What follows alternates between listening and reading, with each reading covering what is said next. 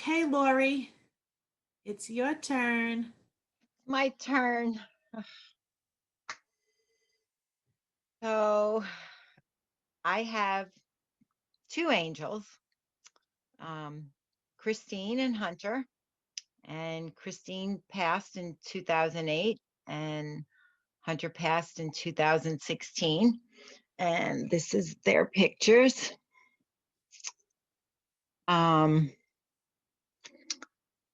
Christine, I was thinking, I'm listening to all your great stories, and I'm trying to think of a story and to describe Chris. And Chris came to live with me. She's not my natural born daughter. I didn't give birth to her, but she's the daughter of my heart.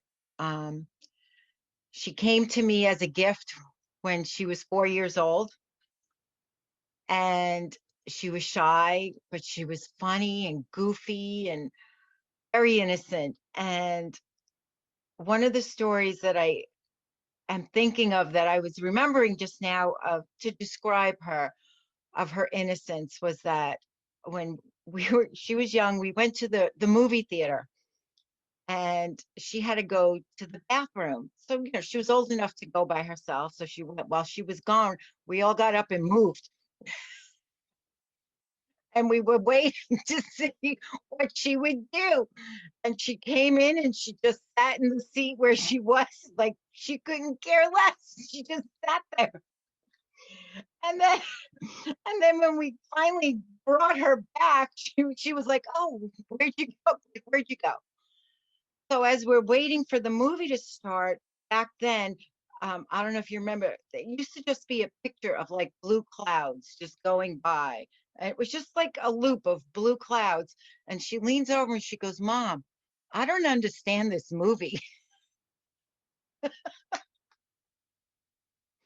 It's so funny. So that just was just her innocence. She was a good mom. She became my best friend. Um, she would call me up.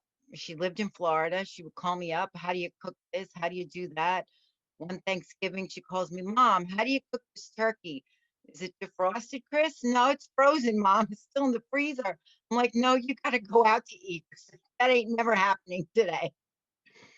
Um, I hear her voice in my head still to today whenever I'm cooking and using the cutting board. "Mom, you're going to cross contaminate everything." And I would tell her, you're not dead yet. I use this cutting board for everything."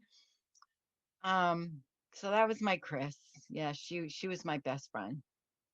Um, and Hunter and her, they were best friends. Hunter was 2 when Christine came to live with me. She was 4. So they were like two peas in a pod. And he took her death very hard, very hard. And I believe that's when he started using. And then he finally got his act together, and he was sober, and he was doing well. And he learned construction. He did construction, and he actually blew glass for a living. I have a picture of him working here. That's him working. And he was funny. He would walk into a room and you knew he was there. He had charisma. It's just charisma. You would turn around because you knew he walked into a room, and everybody remembers his laugh. He had this big hearty laugh. And sometimes Austin, my younger son, I'll hear him laugh and I can hear that same laugh, and it makes me smile. And the two of them got along as they got older because Hunter was 16 when I had Austin, so he thought he was a pain in the ass, and little kid following him around. And I remember I came home once from work, and Hunter was supposed to be watching Austin, and I'm like, "Where is he?" He goes, "He's in the dining room." I'm like, "He's so quiet." I go in the dining room because he duct taped him. He duct taped him. Oh, he he was just laying there, all duct taped. It's so funny. But that was him. And I was like, "You want me to cut you loose?" And he was like, "No." Like he thought it was a game. And so that was, yeah, that was Hunter. That was Hunter. Those are beautiful stories. I love that. That is great.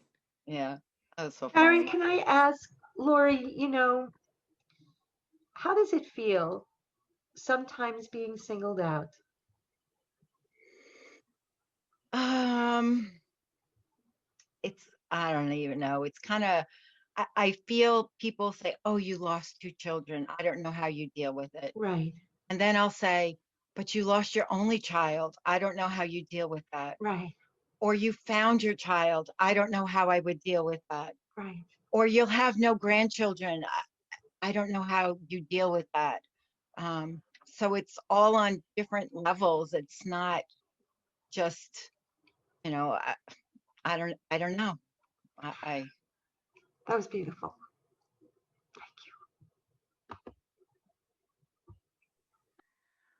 Lori, you have a different connection to us and our angels. Do you want to tell us a little bit about that?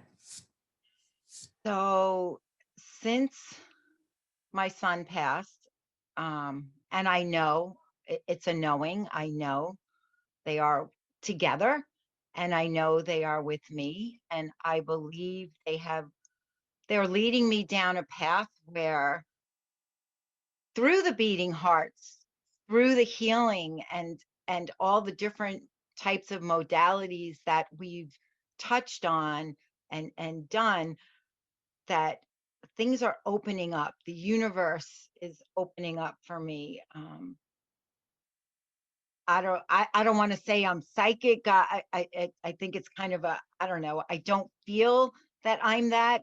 I know we know psychics who are amazing, and I'm not at that point. Would I love to be at that point, to be able to speak to our angels and pass messages and help people heal because they've helped me heal? I would love to do that, but that's the path that I on. I believe that it's where I'm supposed to be. I felt my children tell me that, and lead me there. So, and I just hope that where I'm going is able to help others. We've had that connection. Um, there was a time right before Carrie Ann's birthday that I couldn't stop singing the nursery rhyme on top of Old Smoky. And Lily was getting very angry with me because I drive her to school and I'd sing it to her in the morning and I was singing it all the time. And then Lori reached out to me on Carrie Ann's birthday. She's like, I hear nursery rhymes. I think that they're all together and that they're all connected and Yes. they are coming through to us through you. Maybe not as a psychic per se, but more as an intuitive, that you're open.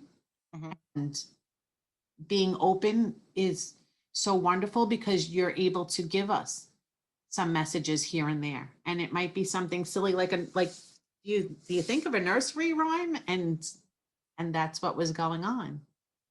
I love that. I love that about you. Yeah. And for myself, I'm learning to trust that because it's very hard to think. I'm like, okay, I'm going to call Karen. I'm going to tell her I'm hearing this and she's going to think I'm a wackadoodle. And but it's like, okay. And I can honestly, I see the image of my kids pushing me or your Carrie Ann pushing me.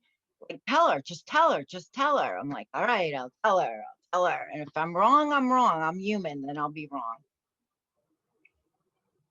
But it's so wonderful when you get that message out of nowhere. Yeah. Something that, is think so silly, but it's really Yeah. so important to someone else. Lori, what you share shows. Um, oh, I just had the word. It gives everybody hope. Not that they're going to be intuitive, but they're going to be able to find an okay place, whatever that place is. And like you said, are we really going to start comparing each other's pains? Right. Exactly. But what you're talking about is using your your intuition, your, let's call it a gift for right now, because that's what it feels like right now. Kind that of, you're, yeah. it does feel, and we know that everyone has this potential, but for this story right now, to know that your kids are with you, that your angels are truly with realness with you, and that you want to use that and receive that for other people, to give other people gifts. Yes. That's remarkable, beautiful healing that you, and the word I was looking for was represent. What Oh. you represent is extraordinary. And when I do hit on something and it is right and it does resonate with somebody and they're all surprised and I am receiving so much more than I feel like I've given to them. And it touches me to thank their angels or whatever they want to call it for allowing me to pass that along. It's beautiful. How has the Beating Hearts helped you? Because you lost Christine in a time when it really wasn't spoken about that much. And then unfortunately, 8 years later, you lost Hunter. Mhm. And you have us. And how does that help you on your journey? So when Christine passed, like you said, in 2008, it wasn't spoken about. And in fact, we just had decided to say she died from a heart condition because it just wasn't accepted. Um, it, you were looked down on, and it's still like that today, unfortunately, sadly. I still hear the comments from some people, well, if it was my child, I would have done, and they run off a list. And I want to say, you don't think I tried that? You don't think I did everything that was possible? So with the Beating Hearts, I actually buried everything and pushed it all back for a long time and wouldn't talk to anybody except my family. My family has always been open and to be able to talk about it, but not to anybody else. And after Hunter passed, I was just like, I can't do this. I can't hold that much inside without destroying myself or the life of my son, my surviving son. I can't do that. And I believe my angels led me to a friend of a friend who sent me to a meeting that I drove to in the dark out in Mastic, driving around and around. And it was like, I walked in and it was like, I came home. It was like a home. I came home. So it feels like home, a place that I can be myself and cry and talk and laugh and find hope and joy and all the possibilities, the possibilities. So on March 12th, on National Lookup Day, when we look up, what do you want us to know? I want you to know there is hope for joy. Joy is there, and our angels want us to feel that joy because we would want the same for them. And it's a possibility, and we just have to say yes to the joy. Thank you. Thank you so much. Thank you for sharing Christine and Hunter with us.